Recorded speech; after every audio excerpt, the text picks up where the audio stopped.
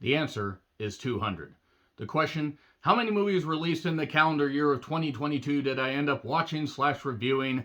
Yeah, I figured after 2020 had the record year of 138, I'd absolutely smash it, and I smashed it and pounded it and pulverized it and kept pulling its hair and pounding it more and more and more to the point that it just wanted to absolutely submit and say, stop pounding me into the goddamn ground, I can't take it, I can't handle another load. I lost my train of thought here, but 200 movies that I watched/reviewed, that can conjure up a range of emotions, from happiness and elation to sadness to pure, unadulterated, unbridled motherfucking rage that is like the fury of 1,000 suns wrapped in a goddamn inferno, not even Dante's Inferno, because it's not divine nor a comedy.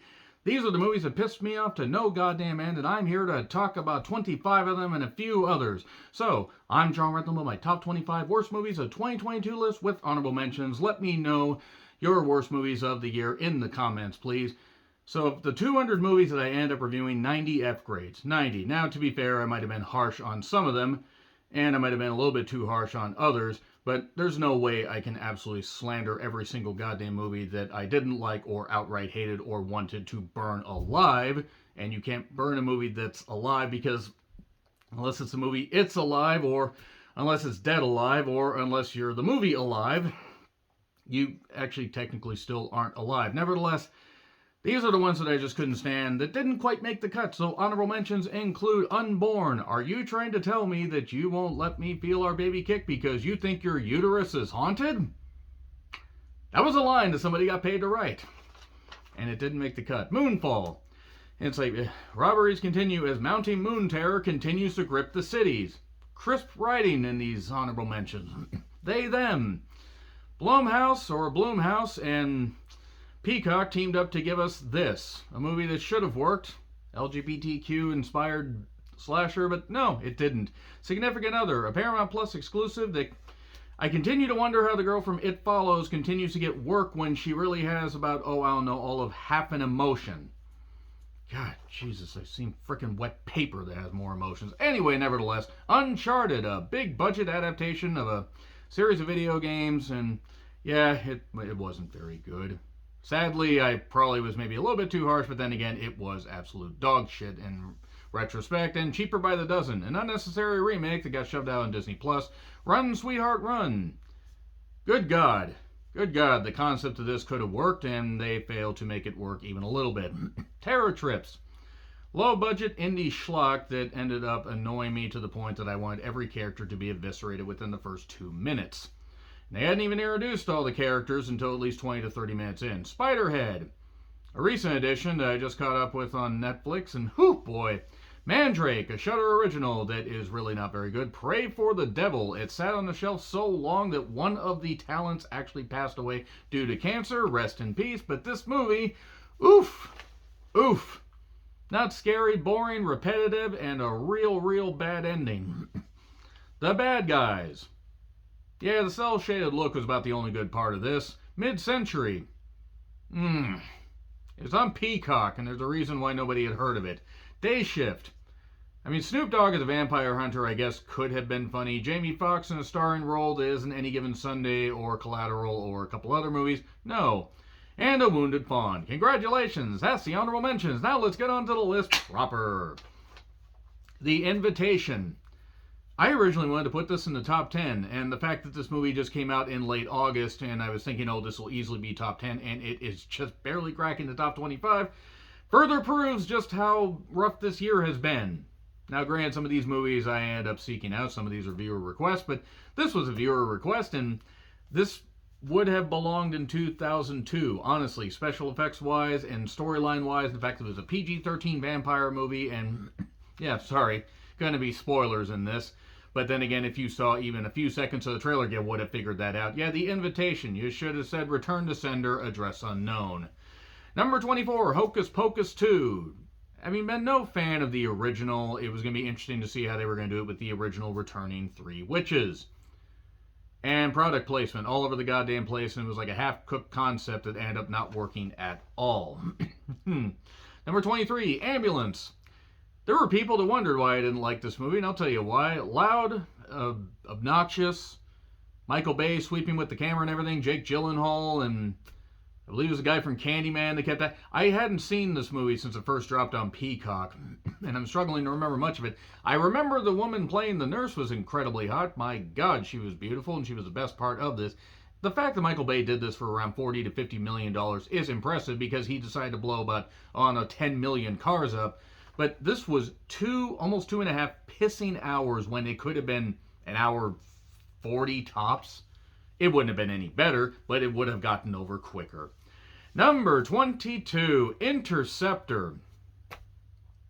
What happens when you take an actress or an actor or really anybody that has any speaking ability and doesn't have a certain native language that they're able to speak, and you make them speak English, or you make them speak a variation of English that really makes them just sound like an idiot when they're not an idiot? Because if you hear interviews with the particular star, she has a good head on her shoulders, and they give her really stilted dialogue that not only made her accent come up, but made her sound really, really confused, like she was an AI program that was malfunctioning, like HAL 9000 in 2001. As opposed to HAL 9000 in, I don't know, the original Cheaper by the Dozen or in the first Frankenstein. Interceptor took place primarily just on one set about a missile launching system in the Isles somewhere in the ocean. Wasn't Cake by the Ocean. We're not going to get that. No, we got this movie that involved every stupid character in the world. An actress that certainly was trying. And within 20 minutes, I was goddamn hating this. I mean, hating this to the point, why did they think this was a good idea?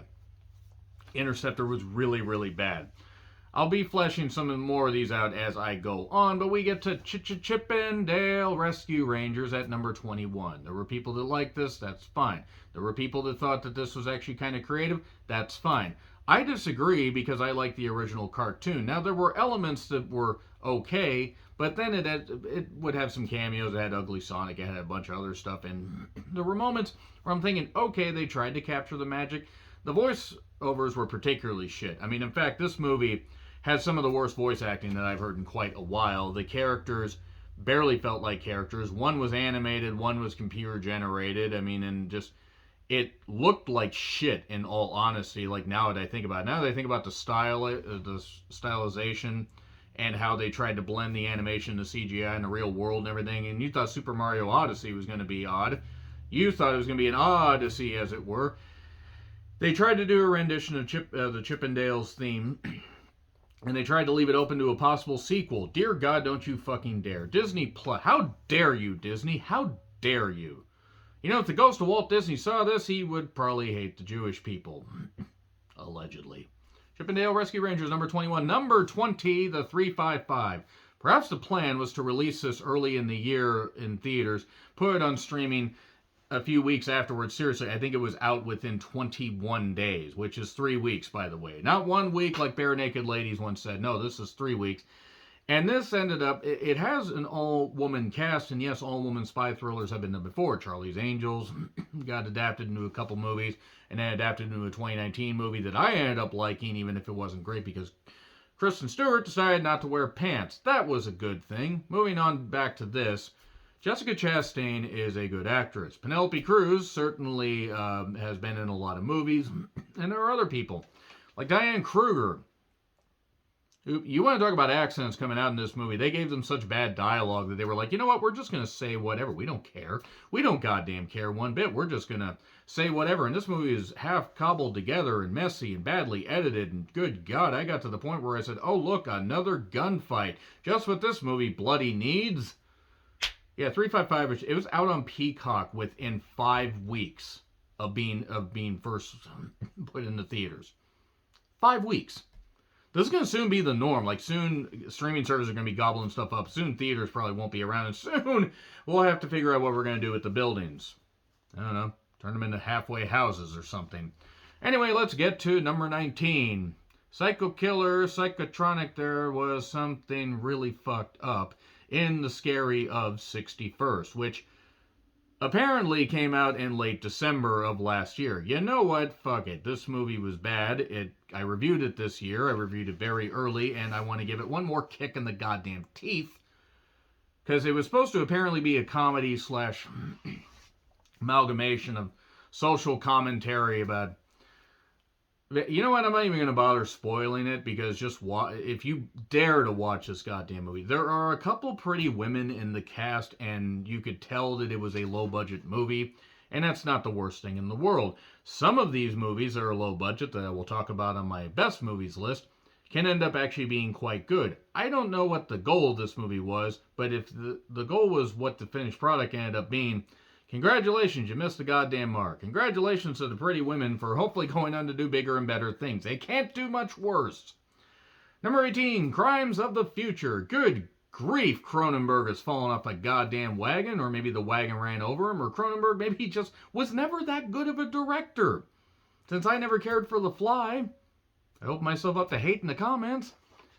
Jesus, harvesting organs and surgery being the new sex and whatever and all this, and I was lost. I mean, it was a simple story, but the way they told it, they tried to make it complex. It just wasn't. Yeah, that Leah Seydoux, I think is how you say it, the older one that had the blue hair and blue is the warmest color. Well, actually, that's unfair. They were both pretty, but she's had an interesting career. What's the other girl from Blue is the Warmest Color been doing? Answers in the comments, please. Adele something or other. Yeah, Crimes of the Future is shit. Let's move on to number 17. Knight's End. Oh, dear God. I saw this in The Seed, and somehow The Seed missed out on my honorable mentions, but you know what? Fuck it. Knight's End gets mentioned as worse because The Seed at least tried something. It didn't accomplish it, but it ended up at least trying to do something. This had people on Zoom calls something about demonic possession, and then people doing the worst acting possessed and melting on a Zoom call. Some of the worst acting I have seen, and we are only at number 17. Man, we are in for a deep amount of bullshit. But we have to go right into the fire with number 16. Firestarter, Twisted Firestarter. Man, this movie really sucked. A remake of a movie that admittedly was not all that great to begin with, but had a guy.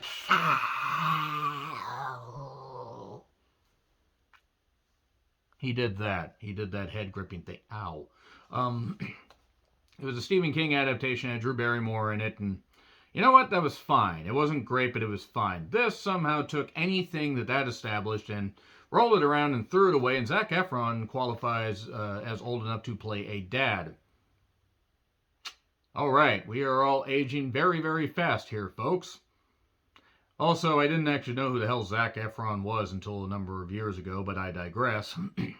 Firestarter was terrible, and the girl was certainly trying, but this movie had some animal violence in it that I could have done without, and I was already checked out of the movie before that, and then they show it, and I go, nope, fuck you, Firestarter. Fuck you, how dare you exist? It also was one of those ones that went to Peacock and was also in theaters, and I ended up watching it on Peacock because somebody hit the send button too soon. So right after I reviewed the original Firestarter, I reviewed this. Yeah, it's bad. Really bad, and I don't understand what they were trying to accomplish. And apparently the budget was really small. They could have given this $80 million and it wouldn't have helped. You could have given this $8 and somehow it wouldn't have looked any cheaper. Let's get to The Deep End in Deep Water. Ben Affleck is a weird actor. I mean, besides the alleged assaults that he may or may not have done, we will find out one of these days. He keeps getting work. He was fine as the Batman. They managed to make a movie with Ana de Armas boring. Ana de Armas, who is just absolutely gorgeous, a stunner. I would do anything. I would literally do anything. And I think a lot of guys would. A lot of women would. Because she's just this beautiful goddess. They managed to make a movie with Ana de Armas boring. Congratulations. And also they had one of the most hilarious last 20 minutes where Ben Affleck was chasing somebody on a bike. And it accomplished nothing. I don't know what the point of this movie is supposed to be. It was one of those that got released on Hulu and they said, yeah, that's good enough. No, it's not. Deep Water, yeah, we certainly should have just held its head under until it went there like we were Andrea. You know. Anyway, number 14, Morbius. The fact that Morbius barely doesn't even crack the top 10 tells you what kind of year it has been for movies. Morbius admittedly should probably be top 5. Morbius probably should have been number 1. But you know what? People went into it knowing it was going to be crap because it was sitting on the shelf for a while. They did reshoots to fit into the MCU, I believe, or something with Spider-Man. He's a secondary Spider-Man villain. Jared Leto, you want to talk about creeps? Boy, just look up stuff about Jared Leto. And Jared Leto also is a 50-50 actor. Sometimes when he's great, he's really, really great. I'll admit that. And then when he's dog shit, like in this, you just want to laugh. Couple pretty women in this, and there were moments that could have worked. Could have, but didn't. And it being just an amalgamation of ridiculousness, some of the worst special effects that I have seen in quite a goddamn while. Stuff that would not have been out of place in 2002. A lot of 2002 talk on this list. And it was of course it was going to be terrible. And the fact that it's only number 14, this can only get worse. This can only get worse, because that's how lists work. Speaking of worse, number 13, Pinocchio. Not Del Toro's Pinocchio, but the one that they put on Disney Plus with Tom Hanks. Robert Zemeckis directing it. 150 pissing million poured into this? Into this? How was this so bad? How was this so bland? How did they manage to make it look like they spent 50 million on it? Because some of these special effects, I'm like, dear God, no wonder Disney didn't release this in theaters. Because Disney has more money than about 15 federal governments put together. But good God, Pinocchio was crap. There are people who liked it, that's fine. The Del Toro version may be mentioned on my favorites list, possibly, maybe. You'll have to check that video out when it goes up. Because I always leave it up to the viewers which ones they want up. So if you happen to be watching these out of sequence, what the hell are you doing? Anyway, Pinocchio's crap. Absolute goddamn crap. There are no strings to hold me down. Yeah, I was about to take strings and David Carradine myself watching this. I don't know how he got roped into his last few roles. Too soon? Speaking of too soon, it's too soon for me to talk about what Josiah saw, except to say people didn't like that I made Frailty comparisons. Admittedly, I probably should rewatch Frailty at some point, but let's just say that it actually isn't anything like Frailty. You know what it's not like? It's not like a good movie. It's terrible, and it has incest in it. Implied, not even implied incest. Actually, well, I mean, not that the characters are actually related, but it has that, and I'm sorry, if any movie is going to have incest in it, and you're not Cruel Intentions, which really wasn't technically incest now that I think about it, moving on from that, yeah, you get downgraded. Also, this movie was messy. Now, there were parts that were okay, and then it just went off the rails on a crazy train. Incest! Fuck what Josiah saw. I hope the director's never allowed to direct anything again until he apologizes for that. That's unfair. I don't think that the guy's bad, or the girl. I actually don't remember who the hell directed it. Number 11, The Gray Man. $200 million for this. Netflix spent $200 million on this. Did anybody watch The Gray Man? Because apparently it was really popular, and I don't remember seeing a ton of praise for it. I don't remember seeing a ton of scorn for it. People were just like, yeah, it's all right. The reason I hate it is because, again, movies are made... There are movies that have such great concepts that get like 20 grand, maybe 100 grand, and sometimes they need to be crowdfunded. And then stuff like this, yes, it has star power in it. Look at the cast. They have star power in it. They also no ingenuity, no nothing, and they want to do a sequel. Why? To what end? You barely had enough material for the first half. It was about 2 hours, 200 million. Jesus Christ. Not even $1 million a minute. That's not how math works. Fuck The Gray Man. It was terrible. Top 10. Spirit Halloween. Apparently the Spirit Halloween store, or Spirit of Halloween, whatever you want to call them, decided to fund this. And it was basically a Disney Channel movie from about 2002. Again, there's that magic year, 2002. Even 2007. And those movies look better than this. This was 2022 that this got released. This had Rachel Lee Cook in it. This had Christopher Lloyd for all of 5 goddamn minutes in. 5 minutes might be generous. And then it had some kids who, for better or worse, may have been trying everything they could. But this got released, on a limited basis in theaters. And I decided, hey guys, you want me to watch this in theaters? You want me to watch this on streaming? And I decided I have a certain, monthly pass. I'll just pay the convenience fee and watch it. And this was an inconvenience because this movie was shit. There were like 5 other people in the movie. And I mean in the theater that I was watching. Just why? Why was this? Why? Just why? Why was Spirit Halloween around? Why? Just, I don't get it. I don't get why this exists. Speaking of why I don't get something exists, that's English, close enough. Number 9, Jeepers Creepers Reborn. Filmed during the pandemic, filmed on sound stages, and by Christ can you tell. Victor Salva was not involved in this one. Good. Victor Salva deserved to be eviscerated, disemboweled in front of any of his loved ones, assuming any of his loved ones exist. Read up about Clown House and you'll understand. Unfortunately, Jeepers Creepers is also one of my favorite horror movies of the last 25 years, so that makes it a bit difficult. Number 2 wasn't so great, number 2. And number 3 was somehow worse. And this didn't involve Victor Salva, but this involved a lot of green screen stuff and a lot of bad special effects. And one of the worst endings, it implied basically that the creeper can possess people. Yeah, sorry, I may have just spoiled everything about Jeepers Creepers Reborn, but I saved you time. Trust me, this movie is god-awful. And the sad thing, the first 10 minutes with the elderly couple or the older couple actually was okay, and that's what's more frustrating. The movie fell off such a cliff that it was like Homer and it kept going, don't. Now we get to number 8, Orphan First Kill. Perhaps the plan for this one was to say, hey, everybody loves Orphan, let's put it out in a few theaters, but let's release it on Paramount Plus. People will love it, and they'll absolutely love it. And who are we going to get to direct it?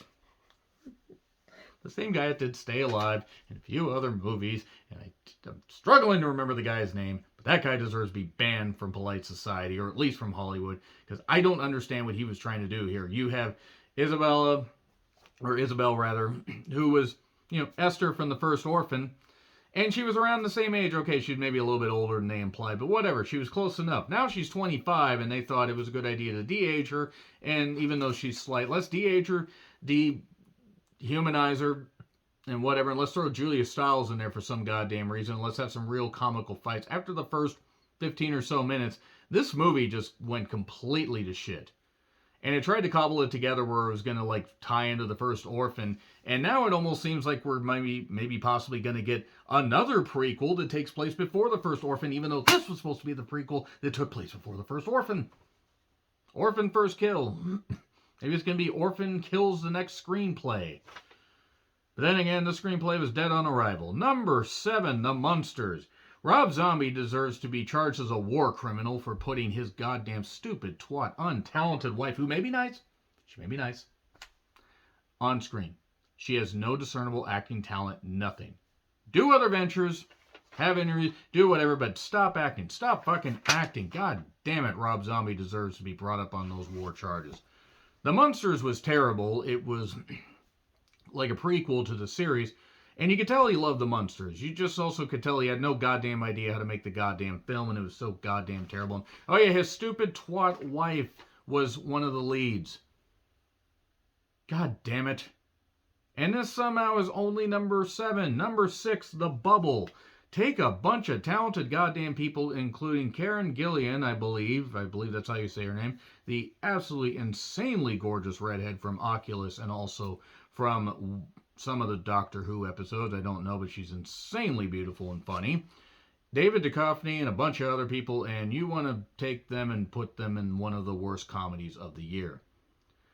I remember hating this movie so much, I was actually pausing it every 10 to 15 minutes and debating, do I want to keep watching this? This movie's making me lose my will to even want to wake up the next day because it was so goddamn terrible. And The Bubble was bad. And it was supposed to be remind us of the pandemic and making movies during the pandemic. And it's supposed to be funny, and it wasn't funny. Bring this director up on war charges. Speaking of charges, let's charge right into number 5. Texas Chainsaw Massacre, the Netflix version. Check out my review of this to hear me do a bad rendition of George Harrison's My Sweet Lord. I think that's the name of the song, or Oh Sweet Lord. I think it is My Sweet Lord. And I named My Sweet Harlow. That was just off the goddamn top of my head, and it was more creative than any of the writing in this 80-minute movie that ignored all the other sequels and just talked about Leatherface 50 years later, and then a bunch of stupid people filmed him killing them, and it had an ending that implied a sequel. And was terrible. And it was my worst film of the year, but it also came back out in February, so this is, a few other things have fallen up the goddamn list or climbed up the ladder or whatever. Yeah, Texas Chainsaw Massacre was trash. And it wasted the 2 leads, the 2 girls that I think will go on to do some bigger and better things. I hope. Number 4, Don't Worry, Darling. They wasted Florence. They made a movie about Florence Pugh trying to figure out what was going on in this crazy world and getting plowed constantly somehow made that movie really, really boring and ridiculous. And Olivia Wilde, being a terrible director, clashing with the goddamn writers, allegedly, dating Harry Styles, I think, and doing a whole bunch of other stuff. And the controversy surrounding this movie could have been overcome if they had bothered to make the movie good. They didn't make the movie good. They made the movie goddamn bullshit. They made the movie absolutely horrendous. And I forever hate the fact that this movie even exists, because I was looking forward to it. Yes, it looked like a bit of a mess from the trailer, but you know what? It had a good idea. And I figured out where it was going within the first 10 minutes. Not that other people didn't. Of course other people did. Because if you possess any cognitive abilities, you would understand where this goddamn movie's going. But no, it was terrible. It was goddamn dog shit. And the explanation like, oh wow, big shock there. Oh, they were going to come up. I read an article about another explanation for the end that they were going to come up with. Or, another ending, or how they were going to reveal it. And it somehow was messier than this one. Or maybe just as messy. I mean, really hard to tell. Don't worry, darling. Don't worry, darling. You're going to be forgotten, hopefully, and hopefully we never speak of this movie again. Number 3, Honk for Jesus, Save Your Soul. I don't care. There was somebody that commented on the review, oh, it's about this particular person, so if you don't know about them, you won't get it. Okay, if you're going to do that much of a deep cut on somebody, I don't really give a shit, because you can make a movie about a certain character but make it have broad appeal. It was a bad documentary or mockumentary. It was a bad comedy. It was bad drama. It was very, very badly paced. Regina Hall was doing her best here. And the guy that was the main actor, the pastor in this thing, actually has been in some good stuff too. I believe he's also in the rhythm section, so let's just say that that wasn't necessarily a great movie either, but he's been in good stuff like This Is Us. I think that's him. The whole point is this movie was really, really, really apocalyptically bad. It wasn't funny, it wasn't poignant, it wasn't anything positive I can say, and anything else I say will probably get me banned off YouTube, so let's just go into number 2. Halloween Ends. Whoever came up with the character Corey deserves to be flogged in front of their family till they stop moving, and then you make the family watch as you flog them and beat that dead horse. Why? Because it was one of the worst romances, one of the worst endings to any trilogy that has happened in a while. They took the whole Laurie and Michael Myers clash and reduced. By the time they got to it, it wasn't very good. It wouldn't have been very good with this screenplay, but even if they took out a few things like Michael Myers living in the goddamn sewers like he was hanging out with Splinter and helping him raise the Ninja Turtles and hanging out with Pennywise, they all float down here. And Michael Myers just nuts because he doesn't speak. Halloween Ends, dear God. I mean, everybody involved in this. David Gordon Green, everybody who decided to cobble this thing together, they're war criminals as far as I'm goddamn concerned. Ban them from Hollywood. God damn it, this was terrible. Absolutely terrible. People are like, oh, people will appreciate it like they appreciate Season of the Witch. I rewatched Season of the Witch recently, and Season of the Witch was ass. Selfish Shamrock. It didn't even have a catchy song like that one did.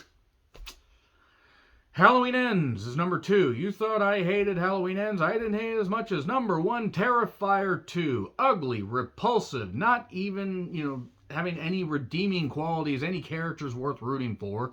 138 minutes, beefing up the 85-minute runtime of the original, but it wasn't that good to begin with, but at least had a little bit of charm, and this was just nothing but a guy tearing people apart, and there was nothing to it, and it was absolutely terrible, and I hated Terrifier 2. And I hope they don't make a third one. I hope they're not allowed. I hope somehow, maybe there's an embargo put against it. I don't think you can do that, but I wish that there was. Yeah, Terrifier 2 deserves to be ranked number 1. What's your number 1 and what are your movies? You don't have to do 25, but let me know some of them in the comments, please. Like, share, subscribe. Twitter handle in the description. I'm John Rethlin. Fuck Terrifier 2 and all these movies. I'll see you soon.